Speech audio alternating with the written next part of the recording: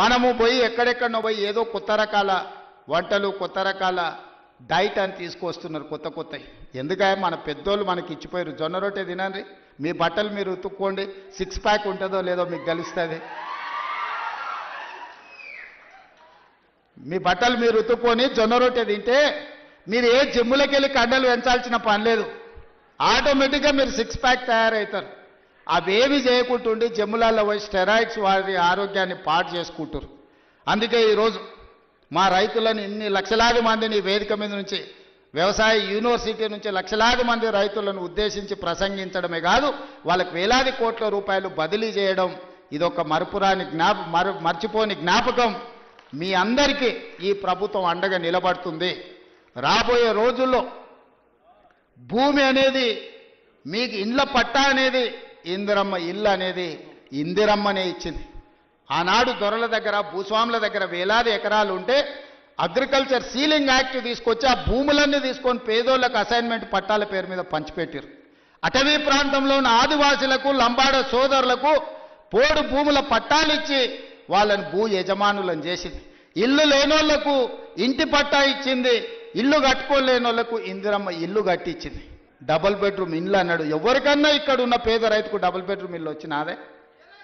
కానీ ఇవాళ లక్షలాది ఇందిరమ్మ ఇల్లు ఇవ్వడానికి మనం ముందుకు వచ్చినాం. మీరు ఇండ్లు కట్టుకోండి, ఒక ఇంటి వాళ్ళు కాండి, ఉన్న ఊర్లో ఇల్లు, ఇంత వ్యవసాయ భూమి అనేది మన ఆత్మగౌరవం. అంతకుమించి రైతులు ఏం కోరుకుంటలేరు. వాళ్ళు కష్టపడ్డ పంటకు వాళ్ళు గిట్టుబాటు ధర అడుగుతారు. అవి కూడా ఇవ్వలేని పరిస్థితిలో ఈ ప్రభుత్వం లేదు. మిమ్మల్ని ఆదుకుంటుంది, మీకు అండగా నిలబడుతుంది. పంట మార్పిడి చేయండి. మీరు ఏం పండించినా పంట మనం కొనుగోలు చేయడానికి అవసరమైన కేంద్రాలను ఏర్పాటు చేస్తాం. నాకు మంచి టీం ఉన్నది, మంచి మంత్రులు ఉన్నారు, అనుభవం కలిగిన వాళ్ళు ఉన్నారు. నాకు మంత్రిగా అనుభవం లేకపోవచ్చు, కానీ అనుభవం కలిగిన మంత్రులు పెద్దలందరూ ఉన్నారు. వాళ్ళందరి సహకారంతో ఒక మంచి పరిపాలన అందించి తెలంగాణ రాష్ట్రం దేశానికి ఆదర్శంగా నిలబడే విధంగా తెలంగాణ రాష్ట్రం ఈ దేశంలోనే మొదటి స్థానంగా ఉండే రాష్ట్రంగా తీర్చిదిద్దే బాధ్యత తీసుకుంటాం. ఎవరు ఎన్ని గోల పెట్టినా, ధర్నాలు చేసినా, రోడ్డు మీద బండి దొల్లినా, తొడుక్కున్న బట్టలు చించుకున్నా 10 ఏళ్ళు మన ప్రభుత్వమే ఉంటుంది. నేను ఈ మాట చెప్పదలుచుకున్నా. వాళ్ళని చూడండి, వాళ్ళ మాటలు చూడండి. అసూయ, అక్కసు, కడుపు నిండా విషం కనిపిస్తుంది, అహంభావం కనిపిస్తుంది, బలుపు కనిపిస్తుంది మాటలలో. చూడండి, టీవీ ముందర మాట్లాడేటప్పుడు ఒక్కసారి. ఎందుక 10 ఏళ్ళు వెళ్ళిండ్రు కదా, అన్ని అవకాశాలు ఇచ్చారు ప్రజలు. మిమ్మల్ని ఎవరు చేయొద్దన్నారు?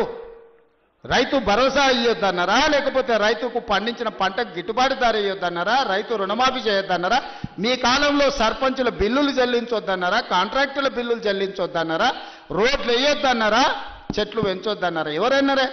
10 ఏళ్ళు మొత్తం మీ ఇష్టారాజ్యంగా పరిపాలన చేసి రాష్ట్రాన్ని రావణ కాష్టంగా మార్చి రాష్ట్రం మొత్తం విధ్వంసం చేసి బొందల గడ్డగా మార్చి ఇంకా సిగ్గు లేకుండా రోడ్ల మీదకి వచ్చి మమ్మల్ని తిట్టే పని చేస్తున్నారు. మీరు ఎన్ని తిడితే ఆ తిట్లన్నీ ఆశీర్వాదం కింద మారుతాయి. అందుకే వాళ్ళని పట్టించుకోవడం మానేసిన నేను. ఎందుకంటే రోడ్డు మీద మనం పోతుంటే అరుస్తూనే ఉంటాయి కొన్ని. అరిసినప్పుడు అరిసిన దానికల్లా వెనక్కి తిరిగి రాయితో కొట్టం కదా.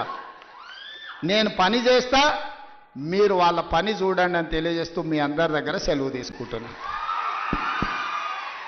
ఒక నిమిషం అందరూ. గౌరవనీయులు రాష్ట్ర ఆర్థిక కార్యదర్శి సుల్తానియా గారి యొక్క ఆధ్వర్యంలో గౌరవ ముఖ్యమంత్రి గారు రైతు భరోసా నిధుల్ని రైతుల ఖాతాలోకి బదలాయించే కార్యక్రమాన్ని ఈనాడు సుల్తానియా గారి యొక్క ఆధ్వర్యంలో గౌరవ ముఖ్యమంత్రి గారు ఈనాడు ఆ కార్యక్రమాన్ని తీసుకుంటారు.